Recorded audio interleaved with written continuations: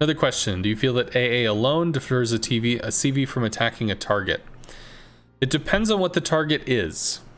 So, does AA work? Yes. Let me go ahead and link this real quick. So this is the compendium.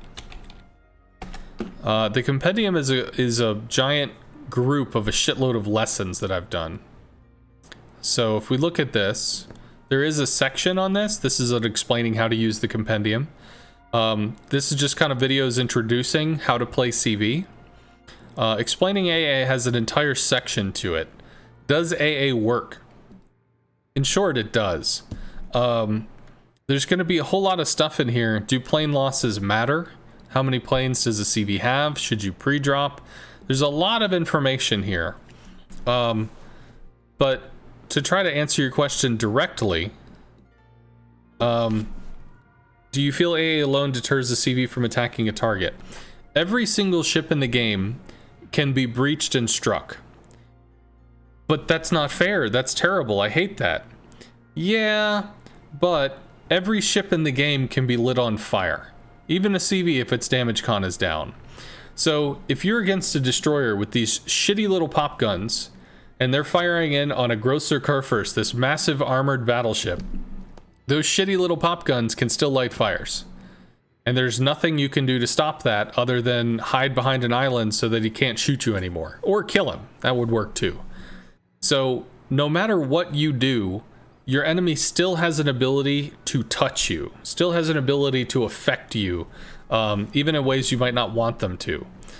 AA is going to be a defense against that in the same way that a Grosser Kurfürst's armor is going to block the majority of these little pop gun HE damage because most of the shells are going to shatter.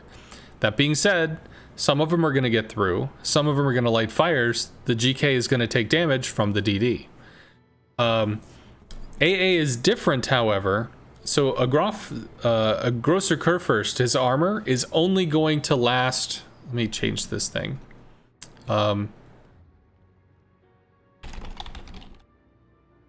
Taking questions from chat. Discussing mechanics. Do that.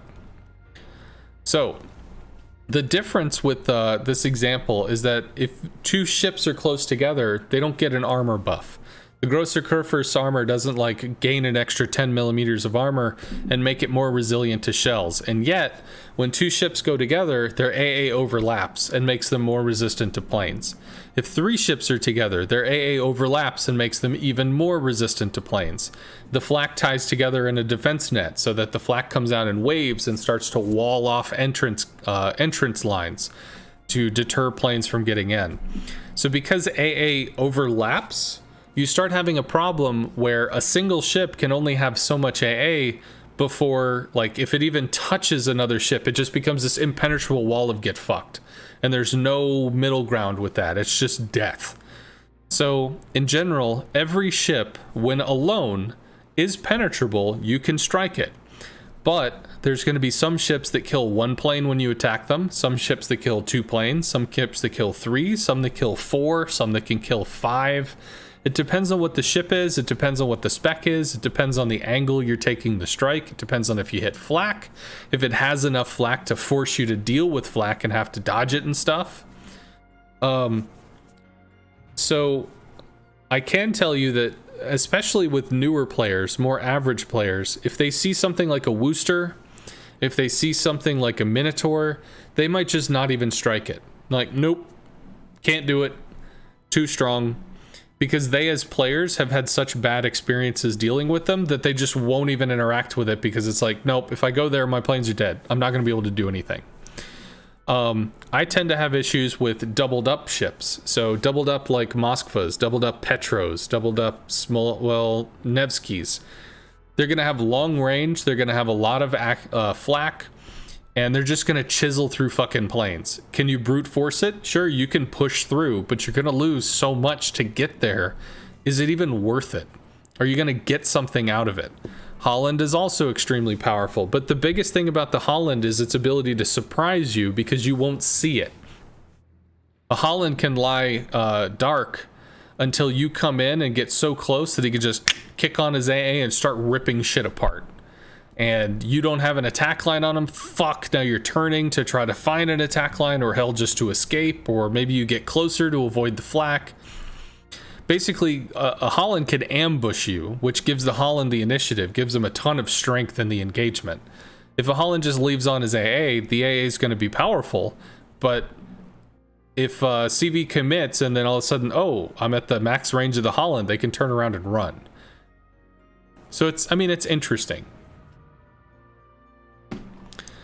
So I guess that's a long phrase, but yes, AA alone does deter CV attacks from some targets. Overlapped AA strongly deters CVs from attacking targets. It'll make them try to look for other targets that are more likely that they can pen or get strikes on or deal with. It's kind of like if you're in a surface ship and you're trying to choose which person do you shell. Do you shell the broadside target or do you shell the angled target? You shell the broadside target because that's going to give you better returns. Same thing with the CV. If you're in a situation where you are, we'll just go to this way. If you're in a situation where you have a target that you're going to get a better hit into or a better shot at, you take the better shot.